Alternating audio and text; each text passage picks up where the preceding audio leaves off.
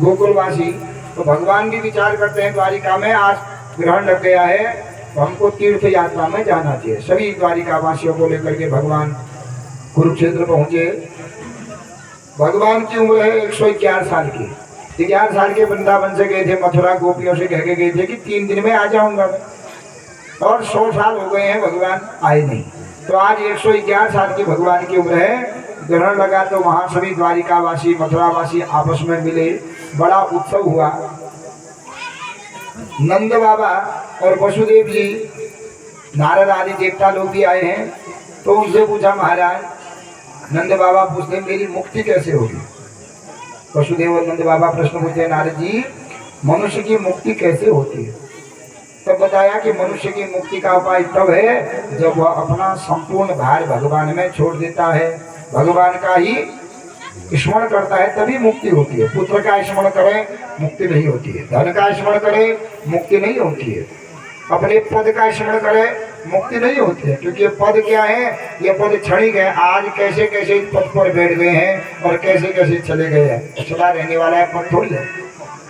भगवान के 2 पदों का जिसने आश्रय ले लिया, अपने हृदय में भगवान के पद जिसने बैठा दिए हैं, वही जो है वैकुंठ का भागी होता है। और अंते नारायण स्मृति, मुक्ति तभी होती है जब अंतिम समय में भगवान की याद आए।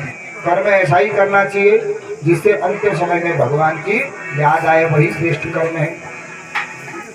तो 3 यज्ञों का यहाँ पर वर्णन करते हैं महाराज। आप भगवान पर सब कुछ छोड़ दो। अरे भगवान कौन है, तो नारद जी ने कहा आपका पुत्र ही तो भगवान है।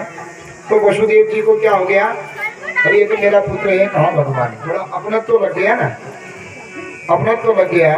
तब नारद जी ने कहा, भगवान ने कहा नारद जी ये मेरी पूजा नहीं करेंगे क्योंकि मेरे माता पिता हैं, बचपन से पाल रखा है, तो मुझ पर इनकी श्रद्धा नहीं है। आप इनसे यज्ञ कराइए क्योंकि यज्ञो नारायण साक्षात, यज्ञ कौन है, साक्षात नारायण है। तो आप इनके द्वारा यज्ञ कराइए। तब नारद जी देते हैं उपदेश की, देखो मुक्ति के 3 कर्म होते हैं, या यज्ञ करना चाहिए। 3 ऋण होते हैं मनुष्य के ऊपर।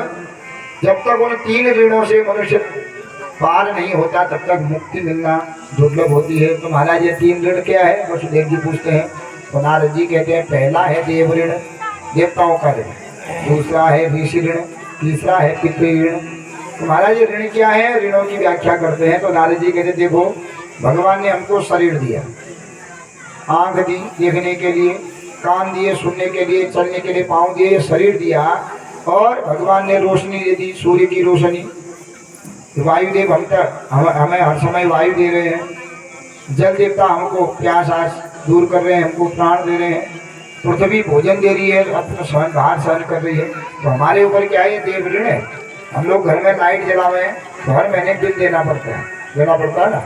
तो जब से हम उत्पन्न हुए तब से भगवान सूर्य रोज इतना प्रकाश दे रहे हैं। कभी सूर्य भगवान ने कहा भैया लाओ टैक्स लाओ कर लाओ, घर में मोटर चलावे पंखा चलावे बिल देना पड़ेगा।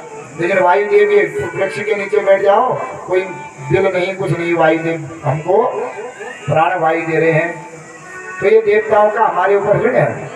तो ऋण के मुक्त करने के लिए यज्ञ करने से देव ऋण से मुक्त हो जाता है। क्योंकि देवता का जो है भोजन क्या है, ये वो और जो है तिल और आज्य, घी और चलो तो देवता लोग खाते हैं। तो यज्ञ करने से देवता लोग पुष्ट होते हैं और देवता लोग प्रसन्न होते हैं कि मैंने इसको दिया, ये बार बार हमको यज्ञ आदि के द्वारा हमारा भी स्मरण कर रहा है, हमारी भी पूर्ति कर रहा है। तो जो नित्य यज्ञ आदि करता है उससे देव ऋण से मुक्त हो जाता है। दूसरा ऋण है ऋषि ऋण। साधु संतों ने घर बार छोड़ करके गिरी गुफाओं में रह करके कंदमूल फल खा करके ये वेद पुराण शास्त्र लिखे। क्यों?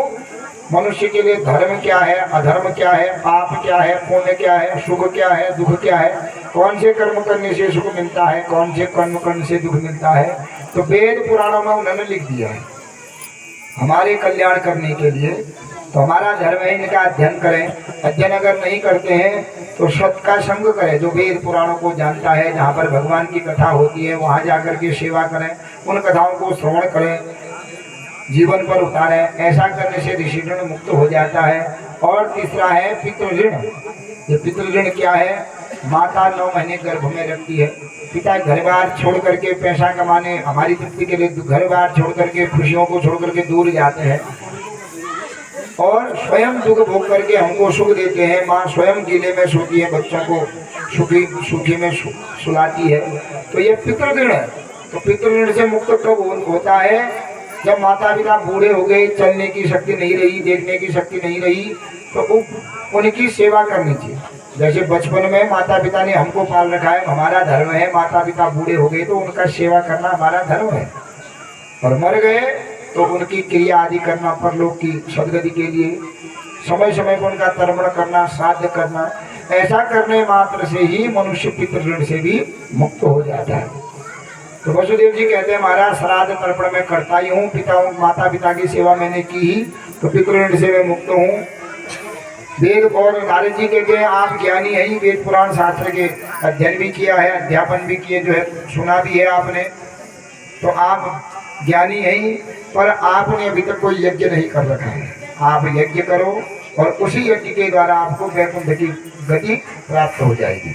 तो कुरुक्षेत्र में ही एक बड़ा भव्य जो है यज्ञ किया गया और ऐसा यज्ञ किया कि उस यज्ञ के द्वारा सभी देवताओं की तृप्ति हो गई, वसुदेव जी भी तृप्त हो गए और साक्षात भगवान के यज्ञ के द्वारा ही यज्ञ भगवान का स्मरण करके ध्यान करके यज्ञ जो है दिव्य धाम को चले गए। सभी द्वारिका में आए। भगवान ने देखा कि मेरे जो वंशज हैं बड़े पाखंडी हो चुके हैं, क्योंकि मैं संसार में पाप मिटाने आया था, अधर्म मिटाने आया था। जरासंध, कंस, शिशुपाल आदि जितने भी अधर्मी थे, उन अधर्मियों का जो मैंने नाश कर दिया है, पृथ्वी को भार से मुक्त कर दिया है। पर आज जो मेरे नाती पोते हैं, यही क्या हो गए? मांस मदिरा को भक्षण करने वाले हो गए। जो मांस मदिरा भक्षण करता है उसे राक्षस की संज्ञा दी गई। क्योंकि देवता लोग कभी देखा तुमने कि देवता ने मदिरा पी या देवता ने मांस खाया? देवता तो दूध, दही, शहद आदि चीज खाते हैं, जिसे बुद्धि भी आवे, शक्ति भी बने और सत्व गुण आवे। तो मांस मदिरा को भक्षण करने वाले होते हैं राक्षस। तो भगवान के नाती पोते आपस में मांस मदिरा खा करके क्या करने लगे? आपस में एक दूसरे को मारने लगे, लड़ने लगे और जहाँ तहाँ धर्म करने लगे, मंदिरों को नष्ट करते हैं, कहीं कुछ करते हैं। तो भगवान के पास जब शिकायत लेके आते हैं महाराज आपके वंशज ऐसा कर रहे हैं, तो भगवान को बड़ा दुख हुआ कि अब मैं अपने हाथ से अपने नाती पोतों को मार नहीं सकता हूँ, तो क्या करूँ? मैं ऋषियों का स्मरण करता हूँ। तो विश्वामित्रो अशितः कर्णवो भरद्वाजश्च गौतमः, ऋषियों का स्मरण किया। ऋषि लोग आ गए, ऋषियों से कहा यही रहो महाराज, आपका जो है सानिध्य बनता रहे, आपका रोज दर्शन करेंगे, पूजन करेंगे, आप खूब भंडारे लगाएंगे, आप यहाँ ही हो। तो वहीं रह गए, रोज वो दूध पी लें और खूब दूध, दही, घी, शहद, मालपुआ, रेवड़ी आदि जो है उनके लिए बने। तो बच्चों ने विचार किया कि बाबा लोग जानते हैं कि नहीं जानते हैं। तो दादाजी इनको प्रणाम करते हैं, जय हो त्रिकालज्ञ कहते हैं। आज इनकी परीक्षा लेनी चाहिए, क्योंकि बैठ बैठ के खा के मोटे हो रहे हैं, बैठ करके गट जो है छटकाते हैं, पता नहीं क्या कहते हैं, नहीं जानते हैं कि नहीं। इन्होंने इन साधु संतों का क्या लेना चाहा? परीक्षा लेनी चाहिए। तो शाम को कन्या बनाया, सुंदर गर्भवती बनाया, गए, पूछा हमारी इस भाभी का लड़का होगा कि